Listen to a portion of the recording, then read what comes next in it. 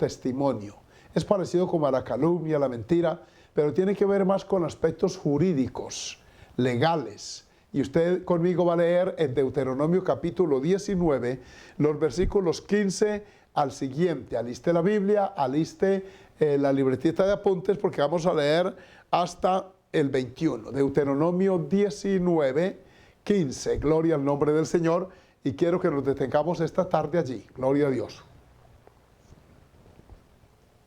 Allí está, 19:15, para que vean cómo regulaba la Biblia esta conducta. El falso testimonio es muy antiquísimo.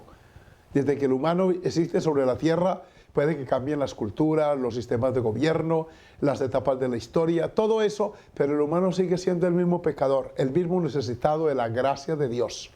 Por eso hablemos hoy de este pecado que a veces se da, y muy frecuente en el campo político. En el área social el falso testimonio se ha hecho así. En Colombia hay muchas personas detenidas por falsos testimonios, como falsos testigos. Eso ha pasado y vamos a ver qué dice la Biblia al respecto. Mire cómo se reglamentaba en la ley de Moisés esta práctica malévola. Dice Deuteronomio 19:15, no se tomará en cuenta a un solo testigo contra ninguno en cualquier delito ni en cualquier pecado en relación con cualquier ofensa cometida. Solo por el testimonio de 2 o 3 testigos se mantendrá la acusación. Miren cómo empieza el reglamento aquí para manejar situaciones de acusaciones. Tenía que haber más de un testigo, porque es muy difícil. Puede que una persona se equivoque, pero ya 2 o 3, hombre, tenía que ser demasiado confabulados para decir toda la misma mentira. Cuando se levantara testigo falso contra alguno para testificar contra él. Oiga, testigo falso, versículo 17. Alabado sea el Señor. Entonces, dice cómo se reglamentaría esto. Entonces, los 2 litigantes, esta palabra es muy jurídica, ustedes saben los abogados que aquí que eso es así. Los 2 litigantes se presentarán delante de Jehová, es decir, el acusado y el acusador, y delante de los sacerdotes y de los jueces que hubieren en aquellos días. Primero Jehová Dios, juez de toda la tierra. Los sacerdotes manejaban la parte religiosa y los jueces la parte civil. Así que se presentaban con todo ese cúmulo de evidencias, un defensor, un acusador, y oigan más, versículo 18. Alabanzas al Señor. Y los jueces inquirirán bien, es decir, oían con mucho detalle la acusación como también la defensa.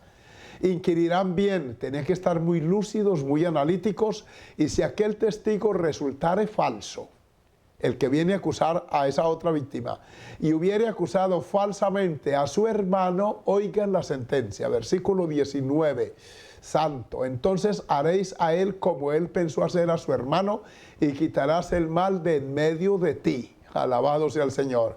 Se le aplicaba toda la rigurosidad de la ley. Entonces haréis, versículo 20, y los que quedaren oirán. Oigan el escarmiento social que había que impartirle al grupo de testigos.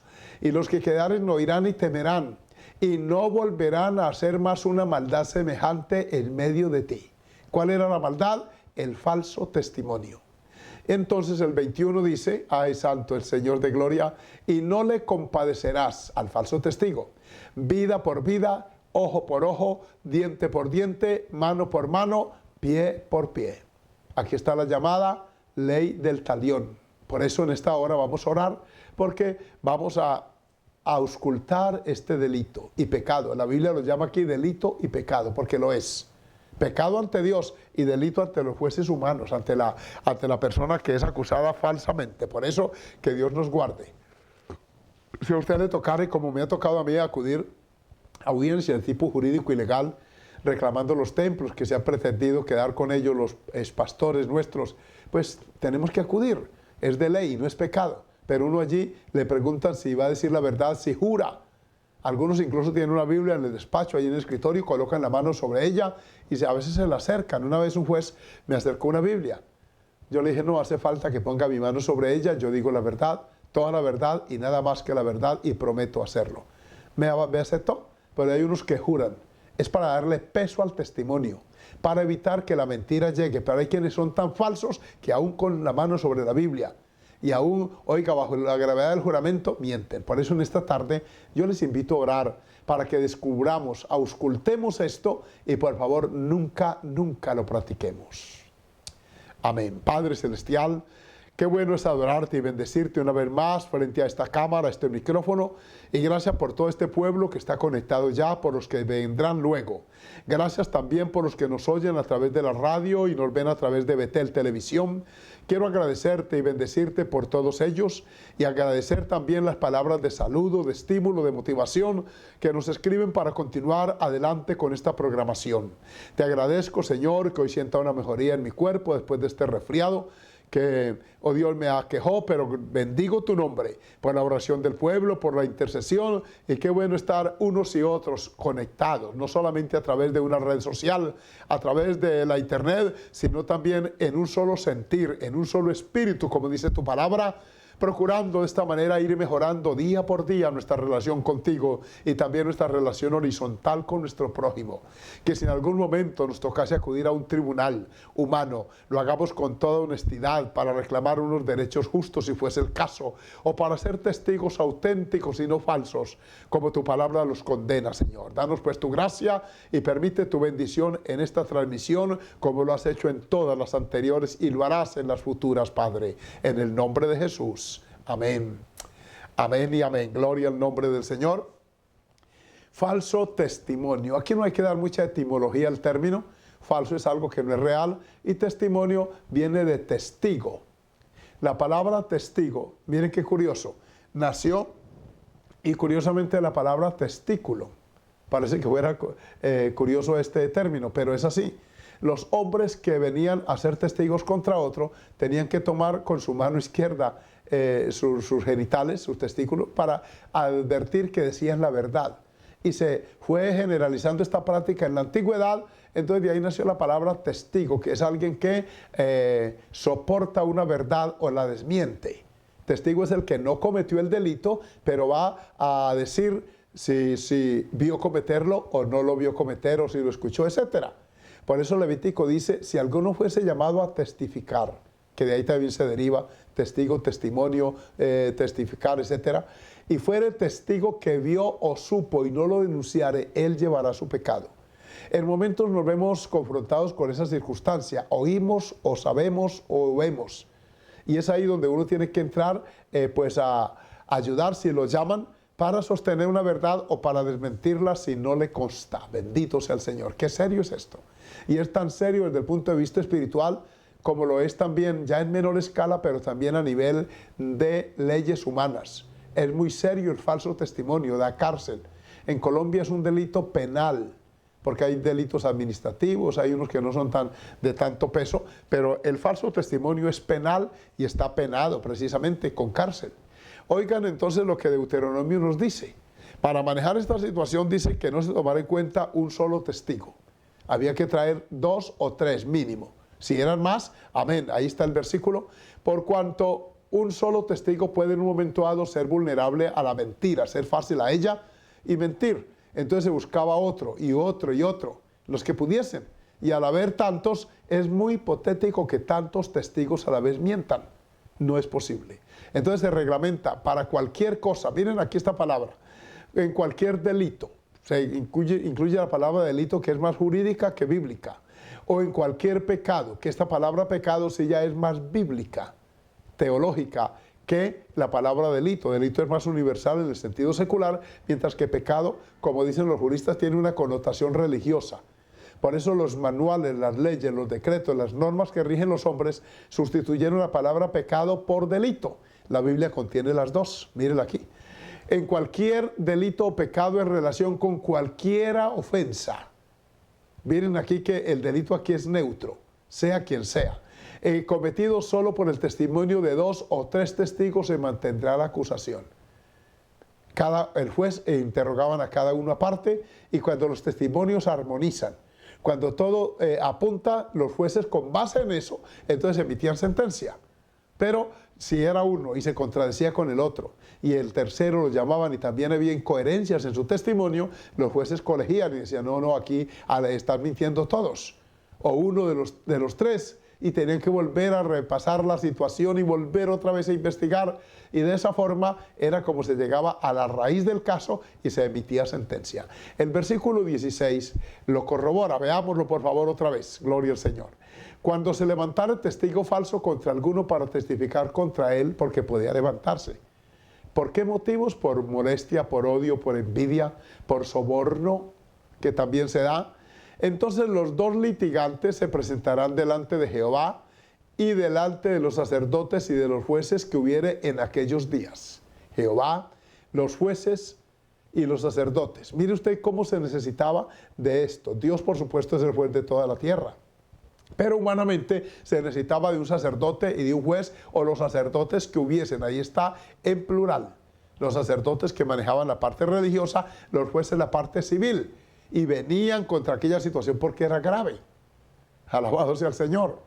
He mencionado un caso que me tocó manejar entre tantos que a veces se dan a nivel de iglesia. La iglesia tiene sus propios tribunales, sus propios jueces internos, hombres y mujeres temerosos de Dios que tenemos que juzgar con justicia.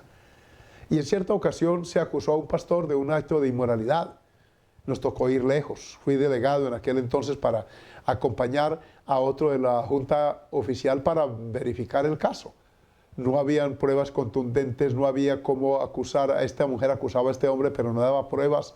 Él estaba muy tranquilo, muy sereno, su esposa lloraba, su hijita de unos 19 años también lo hacía, su hijo de 15. Era un dolor, la iglesia lloraba.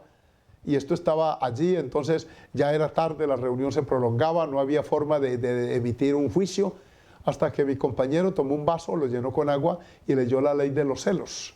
Esa está en Levítico, creo que el capítulo 5, donde dice que si un hombre sintiere celos por su mujer sin tener evidencia de ello, la llevaba ante los sacerdotes porque estaba poseído de un espíritu de celos.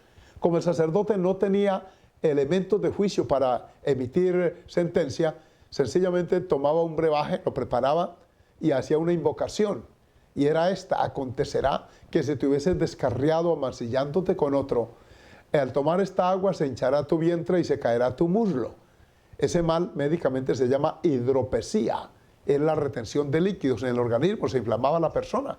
Pero si no ha pasado eso, entonces no pasará nada. Y bajo esa sentencia, la mujer se tomaba el agua. Si era culpable, en breve aparecía la evidencia de que estaba mintiendo, era la forma. También usaban el urín y tubín, métodos que eran en la ley aprobados para descubrir una falsedad, una mentira. Y resulta que si no pasaba nada, pues entonces el sacerdote la exoneraba de toda culpa y pasaba aquello. Aquel varón que iba conmigo tomó el agua, no preparó ningún brebaje, pero hizo esa invocación. Dijo: llevamos 2 horas aquí en estas acusaciones, no hay evidencia, no podemos emitir sentencia, porque en esta obra del movimiento misionero mundial, escuchen hermanos de cualquier concilio, Dios los bendiga, nosotros tenemos por norma que pastor que cometa pecado de naturaleza sexual queda excluido del ministerio de por vida.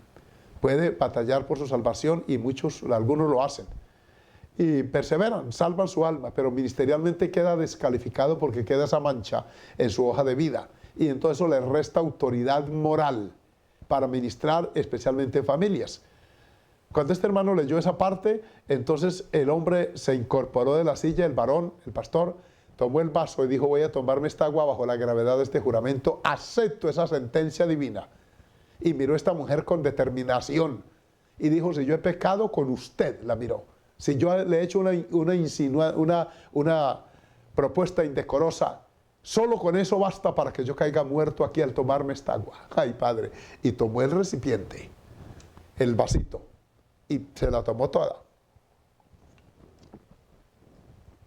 Miró hacia arriba, se le aguanaron los ojos, le vino las lágrimas y me dijo: Pastor Henao, yo amo mi alma, amo al Dios que me redimió, amo a esta mujer como la esposa que Dios me dio, amo mis hijos, amo esa iglesia que está allá esperando el veredicto, amo el ministerio, el llamamiento, yo no he pecado. Me tomó el agua. Estuvo allí unos segundos de pie, luego se sentó y la retó, le dijo: párese usted y diga lo mismo. Se llenó el vaso, yo me acerqué hasta ella a entregarle el vaso para que también se incorporara y se pusiera de pie, allí en ese mismo lugar, y allí se agachó esta mujer y soltó el llanto, y me dijo, y nos dijo a los que estábamos allí: no, yo no me tomo el agua, yo tengo algo de temor de Dios, me queda. Solo que oía una voz del diablo en mi mente, que me decía que destruyera ese pastor exitoso, bendecido, y que le destruyera su hogar y su familia. Yo oía como una voz que me decía eso, pero este hombre no ha pecado conmigo, jamás me ha hecho una sola mirada indecente, indecorosa, carnal. Él es un hombre de Dios. Y cuando dijo eso, la niña, la muchacha aquella, bueno, ya no era tan niña, le dio mucha ira y se incorporó y la prendió por el cabello y le empezó a maltratarla. Por supuesto intervenimos para evitar que lo hiciera y la tomamos del brazo y yo le dije, vaya y le dice esto a la iglesia. Entramos, el pueblo estaba allí en conmoción. Yo me acerqué al atril, abajo del púlpito, y le dije, esta mujer acaba de hacer una declaración allí que quiero que la repita aquí en este momento. Y ella entonces les pidió perdón y dijo que ella nunca había pecado con el pastor y el pastor con ella jamás. Cuando eso se dio, se vinieron varias mujeres, especialmente a agredirlas con la intención. Esto había crispado los ánimos. Mira hasta dónde lleva un falso testimonio. Puede exasperar a las personas. Por supuesto, no le permitimos. Le dijimos a la mujer que la disciplina para ella era que no se congregara más con nosotros. Si nos ha hecho venir desde tan lejos, pagar pasajes aéreos para venir a un falso testimonio, no queremos que repita esto en ninguna iglesia nuestra. Por favor, hay otros concilios donde usted puede congregarse. Vaya por favor y busque albergue en alguno de ellos. La despedimos y el varón continúa. Ahora es un pastor ya viejo, pero ahí está fiel. ¿Por qué? Porque el falso testimonio hay que manejarlo, porque puede afectar las relaciones familiares, eclesiales, incluso sociales. E incluso puede acarrear, oigan bien, un encarcelamiento. Por eso es que esta ley es tan fuerte. Los jueces inquirirán bien, dice el versículo 18. O sea, tienen que tener, por eso es que el juez tiene que tener una verticalidad. El juez, yo no soy abogado, me hubiera gustado serlo, pero el jurista tiene que tener una neutralidad absoluta. No puede de ninguna manera inclinarse, ni por motivos ideológicos o políticos, ni por razones económicas. No puede vender la sentencia. Tiene que inquirir bien, muy bien, lo que oye y lo que ve. Saben ustedes que los jueces, y ahí hay abogados conectados, Dios los bendiga, el hermano Carlos, él ejerce y tiene una buena posición en la jurisprudencia, allí en Piedecuesta. Un abogado, no solamente, o un juez no solamente oye lo que el testigo dice, sino cómo lo dice, con qué gestos lo dice, cómo es sus ademanes. Porque cuando está mintiendo, entra el temblor en él, entra la incertidumbre, la inseguridad. Incluso por eso inventaron los detectores de mentiras, etcétera. El juez tiene que inquirir bien, y no puede inclinarse en ninguna de las dos direcciones. Y si aquel testigo resultara falso, ese que vino a acusar al otro, y hubiera acusado falsamente a su hermano, cuando se comprueba que está mintiendo, uy, hermanos míos, esos jueces, aleluya, porque son varios, mire que no es uno solo. Son varios jueces, dice aquí en el versículo 18 de Deuteronomio 19, quienes están llegando a la conexión ahora, tenía que hacerlo con absoluta neutralidad. Que hoy es preocupante que muchos jueces permeados por la corrupción no lo hacen, se inclinan, bien sea por dinero o lo que fuere. Versículo 19, ¿cuál era la sentencia? Ay, santo, alabado su nombre, aleluya. Entonces, ¿qué pasa? Esos jueces lo sentenciaban. Alabado sea el Señor. Coloquen el verso 19, por favor, para ver. Entonces haréis a él como él pensó hacer a su hermano. Pensaba verlo en la cárcel, entonces al testigo lo meten en la cárcel. Así era. Por cuanto usted quería que le metieran tantos años, porque ese delito del cual usted lo acusa está reglamentado y dice que da tantos años de cárcel. Por ejemplo, la violación de una menor de 14 años, abuso sexual, dan 9 años de cárcel en Colombia, etcétera. Dependiendo del delito, así los jueces buscan los códigos y encuentran cuánta es la sentencia para determinado delito. El hurto es menos. A una persona que robó una caja de caldo Nor o Maggi, que usan para saborizar comidas, le metieron 4 años. Muy injusto, porque el delito era pequeño. Otro que le tocó la nalga a una joven que iba en una bicicleta, pues también 4 años. Pero hay gente que le han quitado la vida a otros y les dan casa por cárcel. O sea, hay un desequilibrio en la aplicación de la justicia y en las sentencias. Allá va, a la cárcel va a pagar el delito que usted acusó, a este va para allá y ahí. Y así quitarás el mal de en medio de ti. Todos los que oían aquello, había una doble función en esa aplicación de norma. Primero, sentenciar al falso testigo para que nunca más volviera a hacerlo y, oiga bien, disuadir a la concurrencia, a la audiencia, para que ellos también lo pensaran más de una vez, bendito el nombre del Señor, cuando estuviesen como testigos. Un abrazo, bienvenidos los hermanos de Radio Bucarica, toda la audiencia, es un saludo fraterno para ustedes. Alabado sea el Señor. Bienvenidos tanto en la página de Radio Bucarica como a la audiencia radial. Un abrazo para ustedes, un saludo al control técnico allí, a mi hermana y mi hermano que nos ayudan en esa parte. Un abrazo. Estamos hablando de conceptos jurídicos. Esto lo pudiera explicar mejor un abogado, un jurista, pero yo lo estoy explicando desde el punto de vista bíblico, teológico. Ay, santo, alabado sea el Señor. Me disculpan, pero continúo porque el tema es interesante.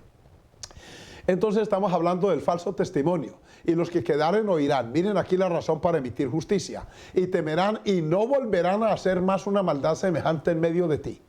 Las leyes están escritas para juzgar al delincuente, al que comete el delito, pero también para advertir, prevenir y disuadir al que no lo cometemos. De manera que, miren por qué tienen que hacer las leyes en la tierra, que a veces se pasan por encima de ellas.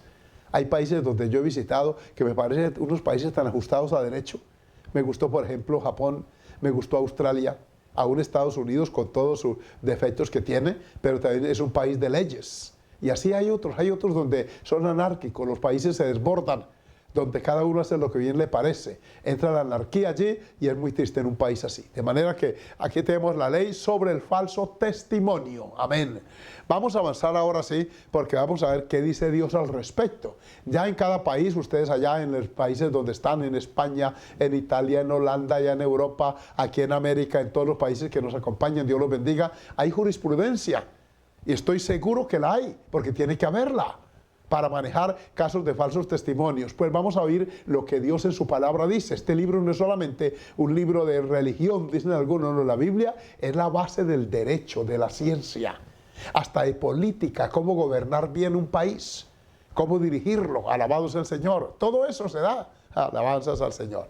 Entonces vamos a oír el concepto divino. ¿Qué dice Dios en este santo libro sobre el falso testimonio? Y vamos a Éxodo 20:16, alabado sea el Señor. Amén. Ya definimos el término testigo y falso testimonio, etc. Vamos a Éxodo 20:16. No hablarás contra tu prójimo falso testimonio. Lo primero que Dios dice es que prohíbe este tipo de conductas. Un abrazo a todos los que están conectándose ahora, que ya hay 465 en YouTube y hay 341 a la inversa, 341 en YouTube y hay 461 en el Facebook. Un abrazo para ustedes y los que van llegando a la sintonía en las diversas estaciones de radio que nos acompañan, bienvenidos, y en Betel también. Estamos definiendo esto del falso testimonio y parte de la base divina de no hacerlo. No hablarás contra tu prójimo falso testimonio. Claro, inequívoco. Esto no necesita exégesis ni hermenéutica, ni como dice del griego, ni en el hebreo, ni en el arameo, no, punto. Adorado sea el Señor. Así declara la Biblia. Este texto sagrado no tiene lugar para la incertidumbre. En la Biblia es el libro de los absolutos. ¿Se es o no se es? Alabado sea el Señor. 23.1, vamos en Éxodo un poquito más adelante, 23.1. Allí encontramos otro versículo que corrobora el concepto divino. Aquí se llama rumor. No admitirás falso rumor. Rumor es un chisme, un comentario, un cuento de camino, dicen allá en Puerto Rico ustedes los puertorriqueños. No te concertarás con el impío para ser testigo falso. Oigan aquí este detallito. Primero, la persona no debe hacerlo, pero tampoco concertar el falso testimonio. Se han dado casos dolorosos, tristes, antijurídicos, antilegales y por supuesto antibíblicos de falsos testigos que hay abogados, perdónenme los abogados honestos que me están oyendo, pero así como ustedes son honestos, también hay otros que no lo son. Así como somos pastores y me encuentro entre los miles de ellos que tenemos la obligación moral y ministerial de ser honestos, hay quienes no lo son. Y aquí se concertaba, hay abogados que llaman a uno y a otro y los preparan en las preaudiencias. Usted va a decir esto, usted va a decir esto, usted va a decir esto es en secreto, allá en privado. Y luego los lanzan a los tribunales para que ante los jueces y magistrados o ante quienes sea, digan mentiras. Aquí se prohíbe la mentira individual y colectiva. El falso testimonio puede ser individual, pero también concertado. Escúchenlo. No admitirás falso rumor. No. no te concertarás. Concertar es, oiga, confabularse. Sí, señor, es asociarse. No te concertarás con el impío para ser testigo falso. No se puede, no se debe, no se hace. Alabado sea el Señor. Dios dice que no. Pero no solamente allí. Vamos a Deuteronomio 5:20 y verá que allí también en este libro se corrobora que no se debe ni se puede dar falso testimonio. Aleluya. Deuteronomio, repito, capítulo 5, versículo 20. Alabanzas al Señor, ya viene el texto, búsquelo allí en las páginas de su Biblia y dice, no dirás falso testimonio contra tu prójimo. Otra vez se corrobora. Estaba en el decálogo de Moisés este versículo, esta norma, porque es que hace daño. Una persona que es acusada falsamente es herido en su fuero interno.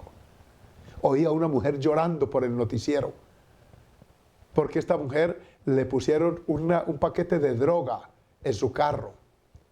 Un hombre, un político contrario, queriéndola sacar del medio, le pagó a alguien, un inescrupuloso, y pusieron el paquete de droga.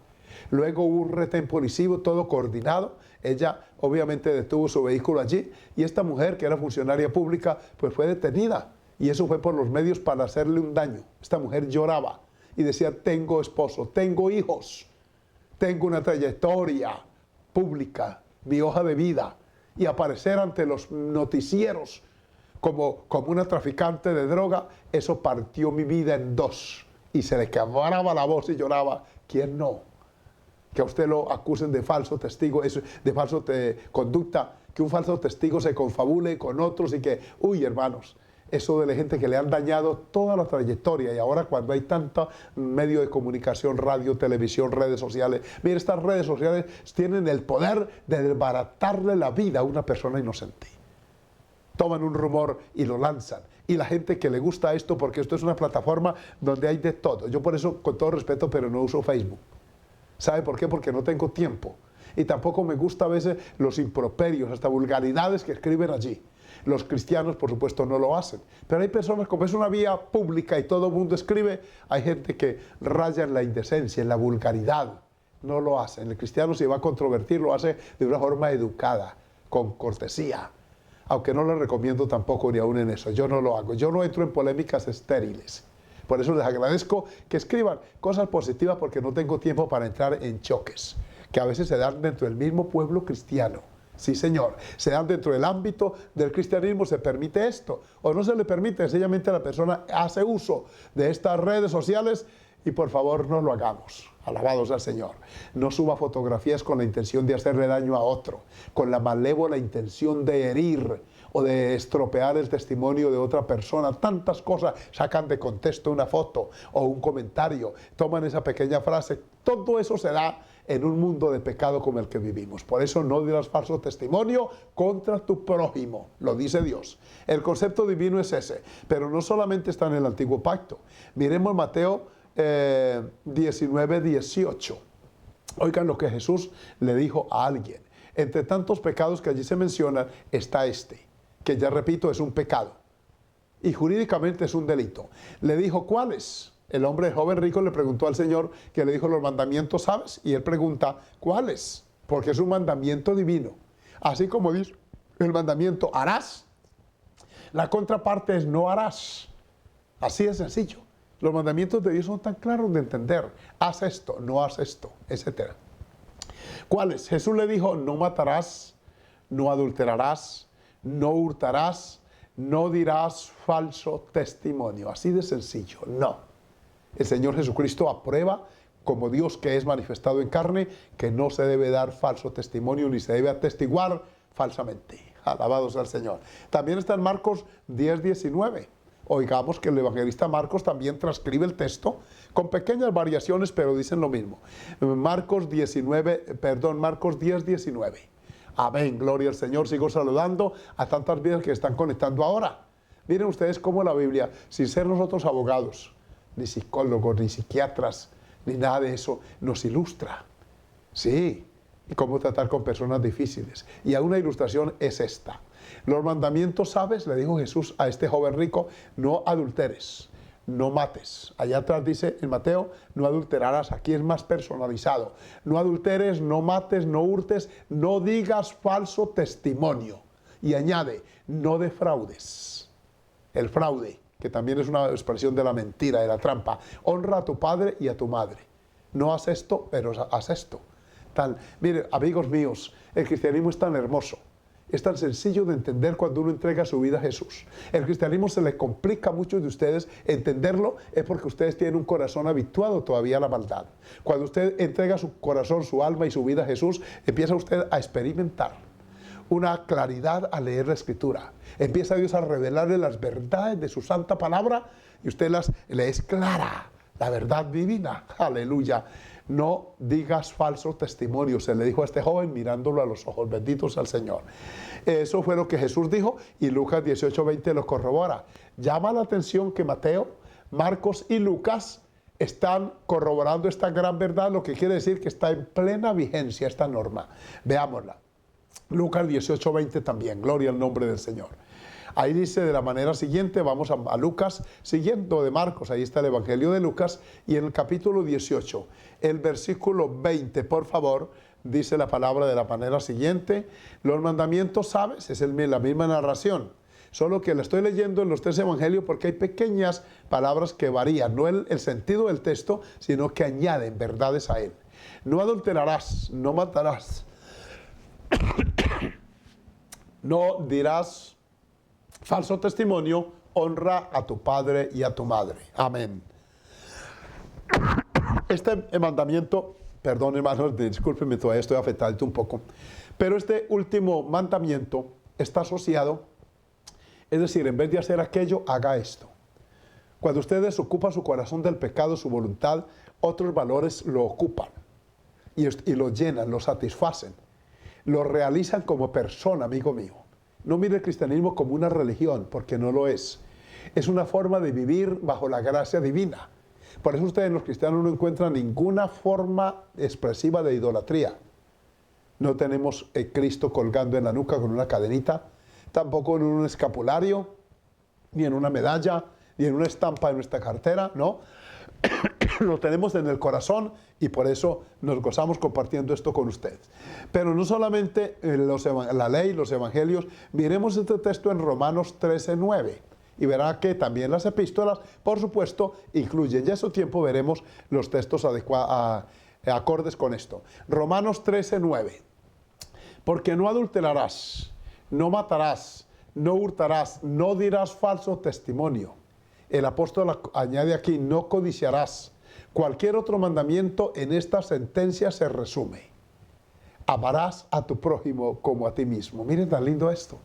Cuando uno ama al prójimo, no lo calumnia, no da falso testimonio contra él, no le hurta, porque eso que él tenía o que tiene le costó. Uno respeta tanto a la persona como sus pertenencias.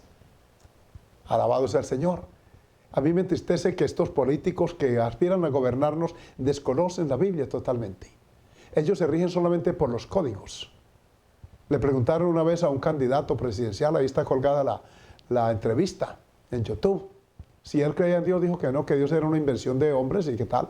Ese es su concepto. Entonces una persona así para gobernar desconoce totalmente lo que la Escritura dice. Y la Escritura dice que el gobernante debe tener en su estudio, en la ley, una copia del libro de la ley a la cual acuda todos los días para recibir orientación. Así lo hizo George Washington, así lo hizo Abraham Lincoln en Estados Unidos. Estos padres de la República moderna, ellos legislaron con Biblia en mano. Y eso ayudó muchísimo. Bendito sea el Señor.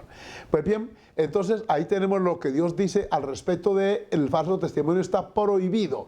Pero en Proverbios 6, 16 y 19, Dios aborrece al testigo falso, es decir, lo repudia. Vamos allá. Gloria al Señor, me queda un buen tiempo todavía.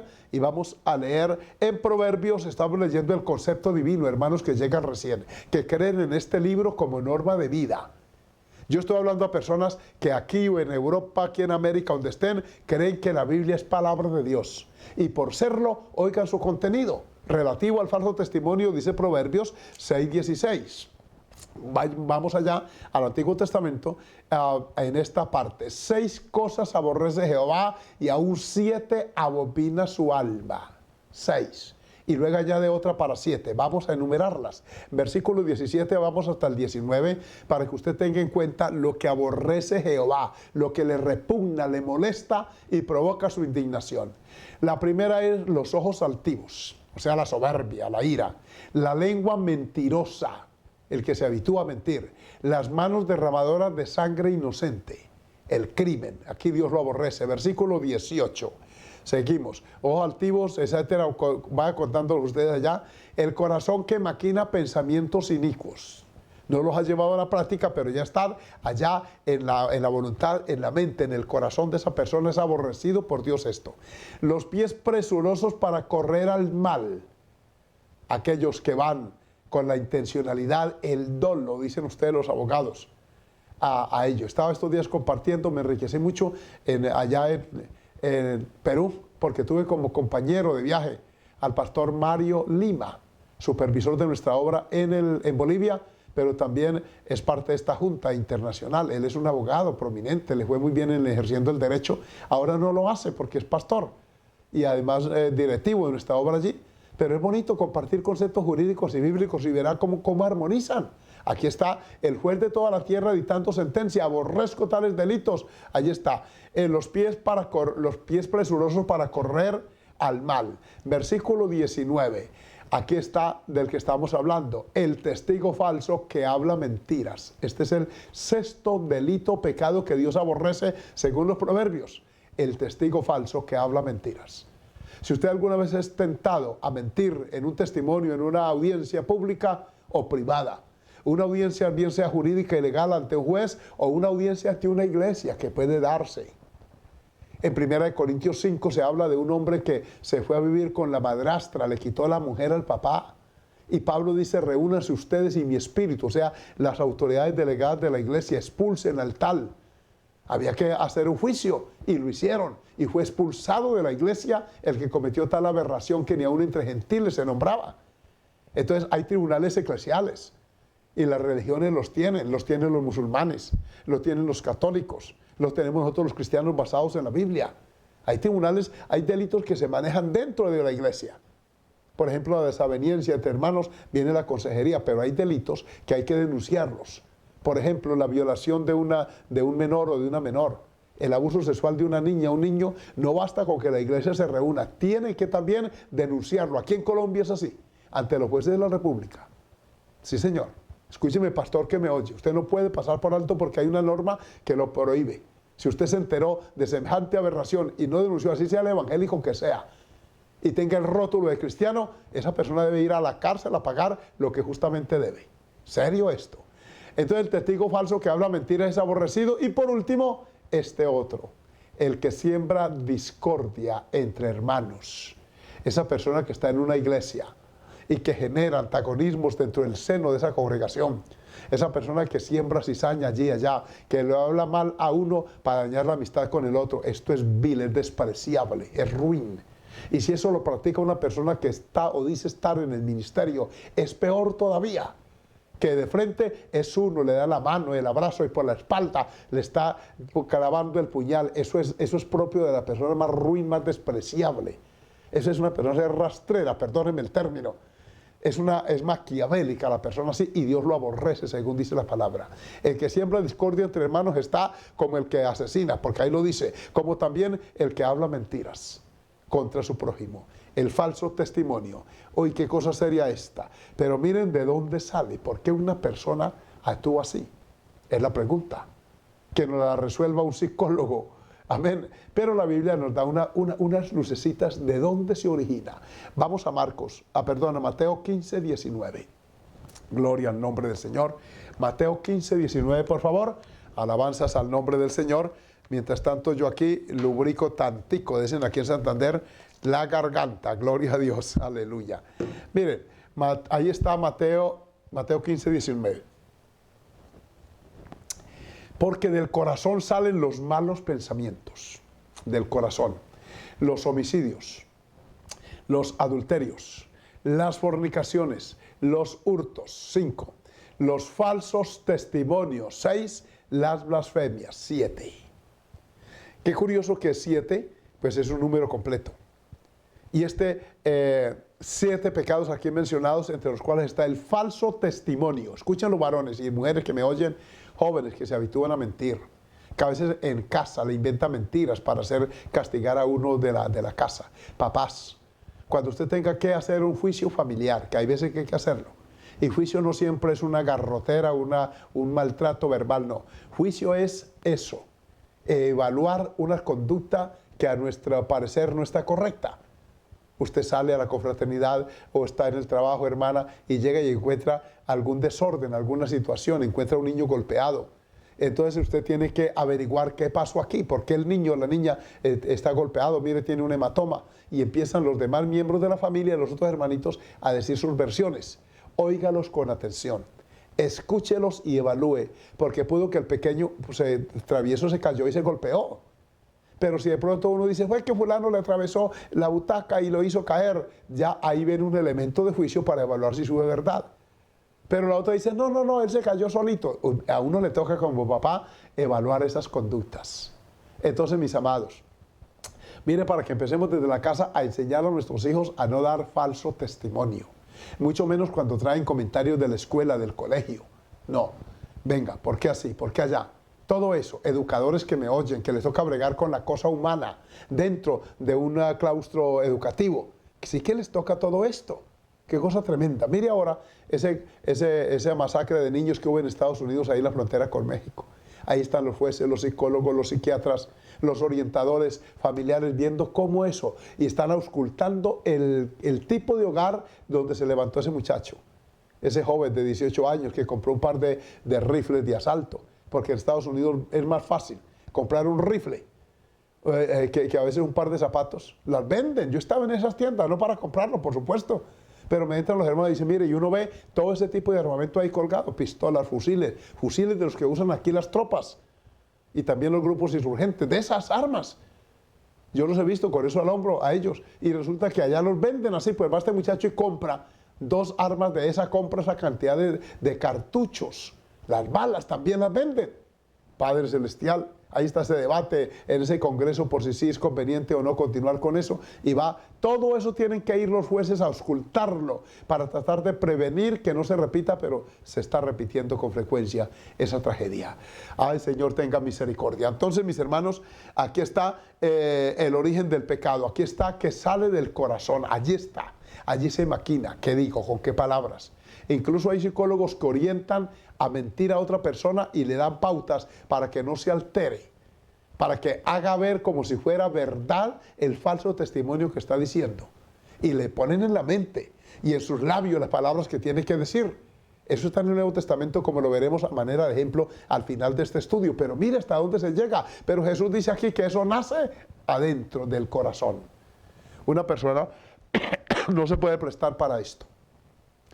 Si usted conduce un vehículo público o privado y llega a una estación de gasolina para repostar gasolina y el de la bomba, el que vende, aquí se llama bomba, gasolinera, le dice en otras partes, etcétera, le dice, ¿por cuánto le hago el recibo? Pues hágalo por lo que marcó allí el dispensador. Eso me lo he preguntado una que otra vez. ¿Por cuánto le hago? No, pues hágalo por lo que es. Porque alteran, roban, mienten y se confabulan, se habituaron tanto a la mentira, al falso testimonio, que es como si fuera normal. No es normal. Sale del corazón y allá es donde Dios va a juzgar su iniquidad, precisamente por esto. Terminemos, a ver qué minutos me quedan, si me quedan un minutico apenas, para que usted vea que es lo opuesto a la verdad y a la justicia. Mire por qué Dios condena este pecado, porque es totalmente opuesto. Proverbios 12:17. Vamos a este texto y dejaremos hasta ahí. Ya mañana les leeré otros adicionales en esta línea. El que habla verdad declara justicia. El que habla verdad declara justicia, o sea, con sus términos, con su testimonio, afirma la justicia. Mas el testigo mentiroso, engaño, o sea, lo que transmite es engaño. El que habla verdad afirma la justicia, la declara, la confiesa. Fue así y así y así y así. Alabado sea el Señor. Pero el testigo falso, engaño, o sea, no fortalece la justicia. Por el contrario, la vulnera. El falso testimonio es, dicho en términos legales, jurídicos y bíblicos, una grandísima injusticia. Porque está atentando contra el derecho individual de la otra persona, contra su dignidad. Cuando usted miente contra otra persona, está teniéndolo en poco, está rebajando a esa persona, está pisoteando su dignidad, su familia, su carácter, su conducta, todo lo que la otra persona es, con un falso testimonio se derrumba. Y si hay camarógrafos allí cercanos y están filmando aquello, luego lo divulgan en las redes sociales, es peor el daño. Por eso piénselo. Por eso es que en la ley se le hacía al testigo falso lo que él pretendía hacerle al otro, para que sepa lo que duele. ¿Cómo duele esto? ¿Qué diría la familia del testigo falso? Ay, fue que lo metieron preso y le metieron los mismos años de condena que lo que él pretendía. ¿Y por qué? Porque resultó ser mentira su testimonio.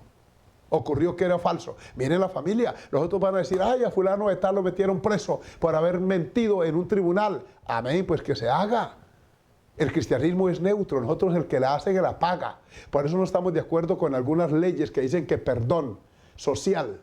No, el perdón, oigan bien, no implica, escuchen esto y termino diciéndole esto, no implica la absolución total de la falta. Por eso es que su pecado y el mío fue perdonado, pero con base en la obra de Jesucristo, porque la paga del pecado es muerte. Usted y yo, hermanos, estábamos condenados a la condenación eterna, pero vino Jesús y pagó por nuestros pecados. La Biblia dice que Él pagó, tiene que haber un pago. Así que el delincuente debe pagar por sus delitos. Debe pagar, porque si no se condena, tanto injusticia es absolver al culpable como condenar al inocente. Que el Señor nos ayude, que esto nos abra los ojos espirituales y nos haga ver para saber cómo oramos. Que los que han defalcado el erario público sean condenados.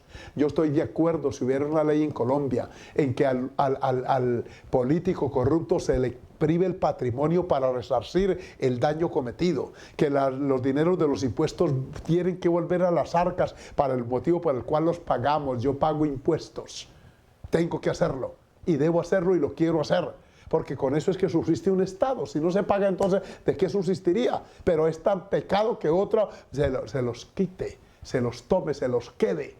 Tanto pudiéramos decir de esto, hermano. Uy, sí que hay que orar a Dios por los falsos testimonios, los falsos testigos que se van a los tribunales a mentir de una manera deliberada para quitar al otro del camino. Incluso han provocado la muerte de algunos. Con testimonios falsos le han hecho quitar la vida a personas que, ay Dios mío, por supuesto no debían perderla y nadie debe perderla, pero el falso testimonio va hasta allá. Vamos a dejar hasta aquí, vamos a orar para que mañana continuemos con la ayuda del Señor. Ahondaremos en esto. Alabado sea el Señor, y verá, me gustaría, usted puede buscar allí en los códigos de su país el falso testimonio, encuentra el artículo y el numeral donde aparece esa norma que lo prohíbe. Pues yo les he citado hoy artículos y versículos bíblicos donde se prohíbe el falso testimonio. Si usted está incurso en ese delito y pecado, hable con Dios en esta tarde, en esta noche. Dígale que no lo va a volver a hacer más, que le perdone. Si usted tiene su conciencia manchada con algún falso testimonio y le dañó la reputación, el criterio a alguien, aún de la iglesia, es hora de arrepentirse de todo corazón. Vamos a orar. Amado Dios, quiero agradecerte la bendición y oportunidad de abrir tu palabra en este tema, Señor, tan interesante. Te bendigo por todas estas vidas que nos han acompañado en esta hora. Mira cuántos, Señor, se han conectado a través de estas redes sociales, cuántos hermanos han oído a través de las radioemisoras y otra cantidad a través de Betel Televisión. Señor, quiero agradecerte que nos abra los ojos espirituales, que entendamos que además de delito es pecado, o además de pecado es delito también. Señor, perdona los hermanos o hermanas que hayan prestado alguna vez su mente, su corazón y sus labios para pronunciar falsos testimonios, Señor. Te suplico que ellos se arrepientan en esta tarde o noche y que nunca más vuelva a darse ese delito en ellos. Que si hay posibilidad de resarcir eso, Señor, de ir a pedirle perdón a la persona afectada, a la cual se afectó. Mira cuántos sufren hoy en secreto, Señor, el látigo del falso testimonio. Fueron víctimas de ello, Señor, y cuántos lo creen y les han dañado el criterio, el testimonio, Señor amado. Oh Dios mío, la trayectoria, algunos de años, de décadas, ha quedado en el piso por un acto de falso testimonio. Perdona, Señor, ese pecado, y que nunca más vuelva al corazón de la vida que lo haya cometido, Señor. Pero oro por aquellos que están fuera de la iglesia y que también están expuestos a un juicio humano por causa de este delito. Para ellos suplico que te conozcan, y al conocerte viene el arrepentimiento, viene la conversión y viene el cambio de vida y el cambio de actitud. Señor amado, muchas gracias. En el nombre de Jesús oro también por las víctimas del falso testimonio, corazones heridos, personas resentidas, familias enteras, Señor amado, afectadas por esto. Por favor, glorifica tu nombre y que haya esa sanidad que tú has prometido en tu palabra. Muchas gracias, Señor. Amén y amén.